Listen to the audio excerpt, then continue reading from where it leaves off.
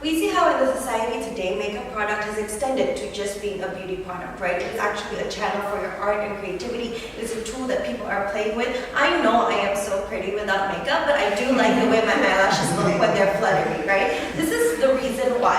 When we as women feel like we are not enough, this beauty standard cannot be pinpointed to just males. And this is going to be the premise of why the whole government case is going to be a mismatch solution, right? Because the beauty standard, when it is unable to be pinpointed, the fact that it's not just males who are pressuring us to feel like we are not enough, it is the media, it is the fact that of ourselves and our own insecurity makes us feel like we need to have prettier eyelashes, have better hair, and all kinds of things. Therefore, when you are trying to shame males and being like saying that you are, this is the fault of the patriarchy movement by using this type of tool, what you are getting is just feminazis who feel like they are diluting the feminist movement from just saying that everything is men's fault and not necessarily, because there has been a perpetuation in society of how beauty standards have been circulated that it is everybody's fault. When we are understanding that it is everybody's fault and no longer just the males, we would like to push for the fact that we are not going to create any message from the feminist movement that goes against just males. We are going to push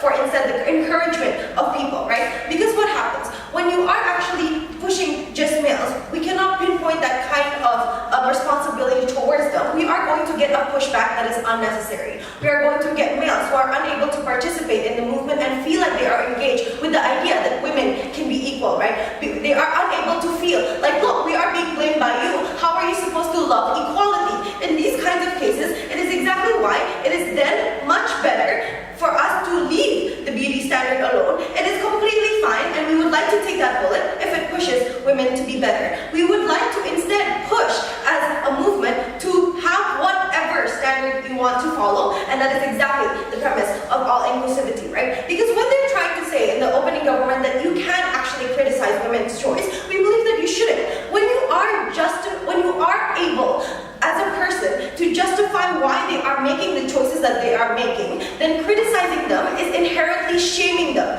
as opposed to understanding the reason and creating a message to go against it. When you are shaming people who are not only part of your movement, females who feel like they actually want to feel better and be better in whatever beauty standard they follow, whether it's males themselves or the media, what you are getting is people who are unable to understand what your message is about. And especially when you are shaming people outside of your movement who are going to go into your movement, because we are already in the generation where we actually understand that females take a part in the productivity and the participation of the whole society, then you are actually pushing back the movement, right? So going into the rebuttals, right? So realize what we are not doing is supporting the makeup. We are letting the status quo run as it is. We are instead going to campaign on doing whatever the hell you want, which is the whole message of the third wave, protection of women, including in terms of labor, including in terms of sexual harassment, right? Because what is happening in their side? On the government side of the house, you are having a mismatch solution. When you cannot even pinpoint the problem is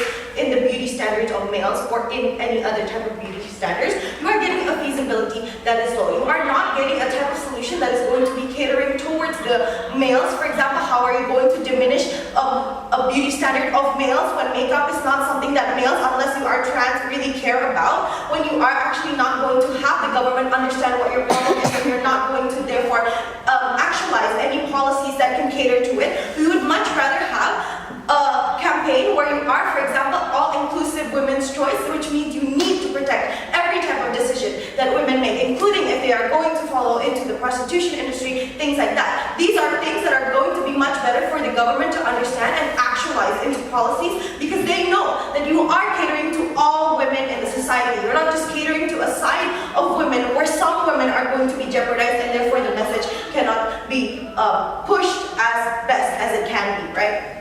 Because what is happening, when you are actually having a problem of how society is actually using this against them, the solution towards the solution that the government is proposing is not eliminating beauty standard. What we want is to then increase the confidence in every choice that they have, which is why the opening opposition can bring up problems with the fact that the boss will still sexually harass you. Because what the government is bringing to you is literally the whole premise of the problem of sexual harassment today, right? You are blaming women for wearing sexy clothes that makes men rape you. You are jeopardizing the whole message that it is not women's fault. Women can do whatever the hell they want. hell they want, but you need to be able to do this with the understanding that you are not jeopardizing another person's rights, another person's protection, and therefore their feeling of safety in the society, right? Because let's even engage in their best case scenario. Let's say that it works, right? We would like to tell you that number one, makeup is a damn small channel for you to make sure it's work. Not only is it going to be a waste of resources, but their limitation is much bigger, right? Our side, we are going to tell you that it has been proven successful from previous movements when we are actually engaging in a message that is catering towards a bigger type of women's spectrum, such as voting rights, such as equal pay. You are actually catering to women, and these types of policies will actualize faster than having sexual harassment movements. It has proven successful. We don't get the pushback from people who does not feel like they are part of the feminist movement, who are the males feeling like they are the patriarchy and saying that, look, the feminist movement is shit because the government is full of males, okay?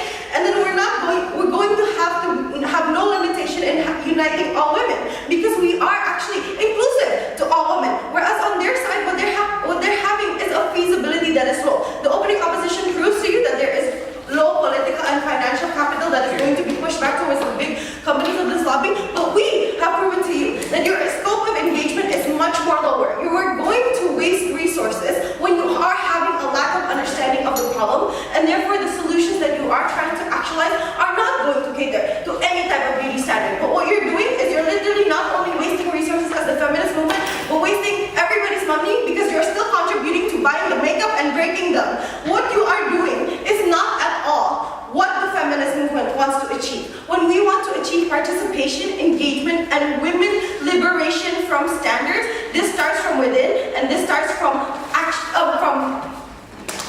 what's the word? From